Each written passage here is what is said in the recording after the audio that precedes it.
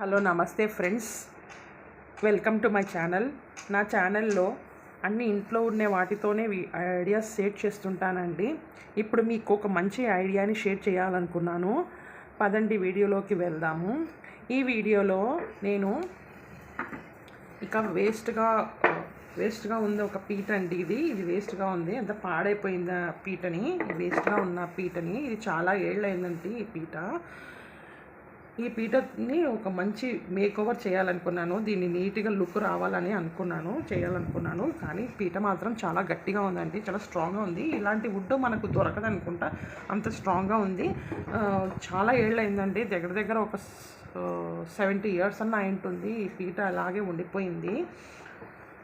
దీన్ని నేను ఒక నీట్గా పెయింట్ కొట్టినాను దీనికి. ఫస్ట్లో ఆ పెయింట్ కూడా పోతా ఉంది, కాబట్టి దీన్ని నేను చేంజ్ చేయాలనుకున్నాను. దీన్ని ఒక మంచి లుక్ రావాలని అనుకున్నాను. దీన్ని ఎలా చేంజ్ చేయాలనుకున్నానో మీకు చూపిస్తానండి.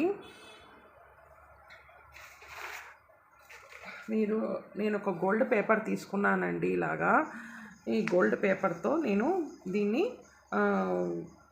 అటాచ్ చేయాలనుకున్నాను. ఇది నేను కట్ చేసి పెట్టుకున్నాను. ఇలాగా దీంతో నేను దీన్ని లుక్ని మార్చేయాలనుకున్నాను. ఇలా అటాచ్ చేసేసి మీకు చేసి చూపిస్తాను. మీకు ఇది గోల్డెన్ పేపర్తో మొత్తం అంతా లుక్కే మారిపోయింది చూడండి.